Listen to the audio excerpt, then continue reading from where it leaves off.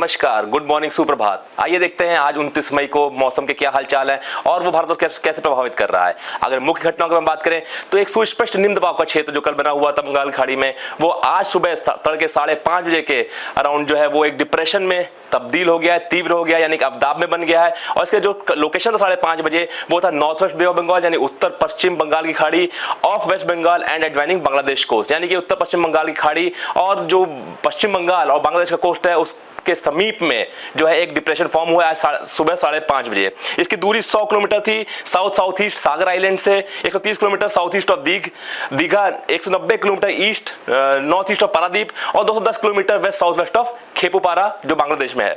हमारा अनुमान यह है कि ये जो है फर्दर नॉर्थवर्ड मूव करेगा, नियरली नॉर्थवर्ड मूवमेंट हो सकता है, उत्तर की ओर बढ़ सकता है और ये एक डीप डिप्रेशन में, यानी कि एक और थोड़ा तीव्रता इसमें हो सकती है और वेस्ट बंगाल बांग्लादेश कोस्ट को ये आज जो है सागर आइलैंड और खेपुपारा के बीच में आज जो आफ्टरनून का समय होता है, हमारा दोपहर का समय होता है, उसमें उसके करीब ये इसको क्रॉस कर सकता है। अगर हम बात करें मुख्य रूप से वार्निंग के बारे में इस डिप्रेशन से संबंधित, तो अगर हम देखेंगे 29 तारीख को, जैसे कि आप इस मैप के माध्यम से भी देख सकते हैं, यहाँ पर जो हमारे नॉर्थ ईस्टर्न पार्ट्स और जो eastern parts of the country है उसको इंपैक्ट कर सकता है। Heavy to very heavy rainfall के साथ साथ आइसोलेटेड एक्सट्रीमली हैवी रेनफॉल, यानी कि अत्यंत भारी वर्षा भी जो है कुछ एक स्थानों पर हो सकती है, मुख्य रूप से आसाम, मेघालय, नागालैंड, मणिपुर, मिजोरम और त्रिपुरा में अत्यधिक भारी वर्षा यानी कि 20 सेंटीमीटर से ज्यादा वर्षा रिकॉर्ड हो सकती है। इसके साथ साथ heavy to very heavy rainfall भी हो सकती है अरुणाचल प्रदेश में, उड़ीसा में, वेस्ट बंगाल में, सिक्किम में, तेलंगाना में। तो जो हमारा मुख्य रूप से यानी कि जो ईस्ट और नॉर्थ ईस्ट का क्षेत्र है वो इस सिस्टम से प्रभावित हो सकता है 29 तारीख। अगर वही हम बात करें 30 मई की, तो 30 मई को हम देखेंगे तो heavy to very heavy rainfall यानी भारी से बहुत भारी वर्षा, इसके साथ आइसोलेटेड एक्सट्रीमली हैवी रेनफॉल, अत्यधिक भारी वर्षा भी हो सकती है कुछ स्थानों पर अरुणाचल प्रदेश में, असम, मेघालय में, वेस्ट बंगाल में, सिक्किम में। जैसे कि इस मैप में भी आप देख सकते हैं मेरे बाईं तरफ कि जो रेड वार्निंग है वो आप देख सकते हैं अरुणाचल प्रदेश, असम, मेघालय के साथ साथ सिक्किम, वेस्ट बंगाल में भी जारी की गई है। इसके साथ heavy to very heavy rainfall जो है वो आइसोलेटेड प्लेसेस में हो सकती है, बिहार, नागालैंड, मणिपुर, मिजोरम, त्रिपुरा में। और हैवी रेनफॉल यानी भारी वर्षा की कुछ स्थानों पर हो सकती है गंगेटिक वेस्ट बंगाल, गंगे पश्चिम बंगाल में और उड़ीसा में। तो मुख्य रूप से हम देखेंगे तो बारिश जो है इस डिप्रेशन से संबंधित जो वो पूर्वी और पूर्वोत्तर भारत में ज्यादा असर दिखा रही है। अगर हम वही बात करें इंपैक्ट की, तो जो ये सिस्टम है इसकी वजह से जो ट्री ब्रांचेस है वो टूट सकती हैं, अपरूटिंग हो सकता है, जो हमारे स्मॉल ट्रीज यानी बनाना, पपाया, इस जो छोटे जो इस तरह के स्मॉल ट्रीज होते हैं उनका। इसके साथ साथ स्ट्रॉन्ग विंड और बारिश की वजह से जो प्लांटेशन है, हॉर्टिकल्चर है और स्टैंडिंग क्रॉप्स उनको भी काफी नुकसान हो सकता है। इसकी वजह से पार्शियल डैमेज हो सकता है वल्नरेबल स्ट्रक्चर्स को, माइनर डैमेज हो सकता है कच्चा रोड्स को, वॉल जो हमारे घर है जो वल्नरेबल स्ट्रक्चर्स है उनको। इसके साथ जो खुले सामान है वो भी इस तेज हवा में उड़ने की संभावना है। इसके साथ ऑनशोर और ऑफशोर ऑपरेशंस को भी है वो भी थोड़े से इफेक्ट हो सकते हैं। स्मॉल शिप, ट्रॉलर, बोट्स जो है उन पे प्रभाव पड़ सकता है। रोड और रेल ट्रैफिक जो है इफेक्ट हो सकता है ड्यू टू हैवी रेनफॉल और जो स्क्वाली विंड से लेंगे जो हवा गति तेज रह सकती है। इसके साथ साथ लोकलाइज्ड लैंडस्लाइड, जो लैंडस्लाइड प्रोन एरियाज है वहां पर लैंडस्लाइड हो सकती है, mud slides, landslip, water logging, inundation और जो लो लाइंग एरियाज है वहां पर वाटर इनंडेशन भी हो सकता है। ऑकेजनल रिडक्शन विजिबिलिटी भी एक्सपेक्टेड है और हेलीकॉप्टर की जो सर्विसेज है वो भी तेज हवा की वजह से थोड़ा इंपैक्ट हो सकती है। इसके लिए लोगों को हमारा अनुरोध है, आग्रह किया जा रहा है कि वो एक जो भी मौसम के जो संबंधित जो भी न्यूज है उसके ऊपर ध्यान बनाए रखें और अगर कंडीशंस ऐसी हो कि उन्हें एक सेफर प्लेस पे जाना हो तो उसके लिए तैयार रहें। इसके साथ साथ जो हमारे पेड़ हैं जो बड़े, उनके नीचे जो शेल्टर लेने से थोड़ा अवॉइड करें क्योंकि कई बार लाइटनिंग एक्टिविटी जब होती है तो वो उसके लिए हानिकारक हो सकती है।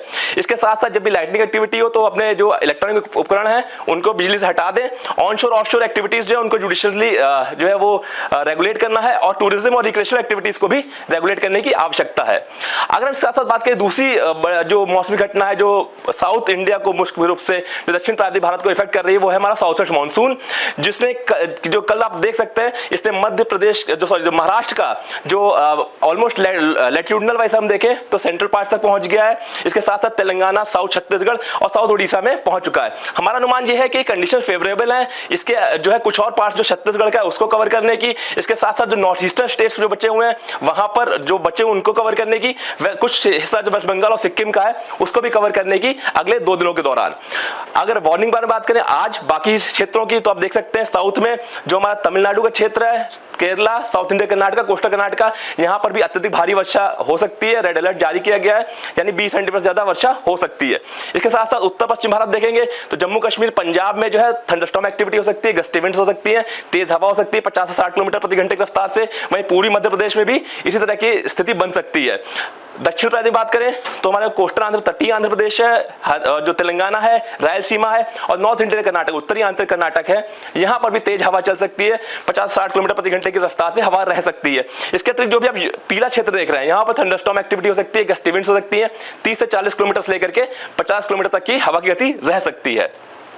तापमान के बात करें तो मुख्य रूप से आप देखेंगे अगर तापमान को, तो थोड़ा सा जो हमारा वेस्ट राजस्थान का इलाका है, पश्चिमी राजस्थान का इलाका है, वहां पर कुछ एक स्थानों पर अभी भी तापमान जो है थोड़ा से ज्यादा चल रहे हैं, 45 डिग्री के आसपास। इसके अतिरिक्त हम इनको डिपार्चर्स देखें तो पूरे भारतवर्ष में मुख्य रूप से आप देखेंगे तो तापमान जो है वो नॉर्मल के करीब है उत्तर पश्चिम भारत में, उत्तर भारत में। वहीं जो हमारा मध्य भारत, दक्षिणी प्रायद्वीप भारत का इलाका है, यहां पर ये तापमान जो है वो नॉर्मल तापमान, सामान्य तापमान से कम है। मुख्य रूप से अधिकतम तापमान की बात करें अगर हम, जो कल हम देख रहे थे, जो हमारा पूर्वोत्तर भारत है, यहां पर तापमान जो है वो सामान्य या सामान्य से अधिक कैटेगरी में चल रहे हैं पूर्वोत्तर भारत में। तो मुख्य रूप से तापमान की स्थिति है, उससे हीटवेव कंडीशन जो है वो राजस्थान में जो है कुछ स्थानों पर आ सकती है। बाकी स्थानों पर हीटवेव जैसी कंडीशन अभी नहीं बनती दिख रही है अगले 24 से 48 घंटों में। लेकिन क्योंकि तापमान थोड़ा सा अभी भी ज्यादा है, साथ में ह्यूमिडिटी कंडीशंस भी हैं, इसकी वजह से थोड़ा सा डिस्कंफर्ट हो सकता है, तो एडिक्वेट प्रिकॉशंस लेने की सबसे आग्रह किया जाता है। अभी के लिए इतना ही, फिर मिलेंगे, तब तक के लिए नमस्कार, जय हिंद।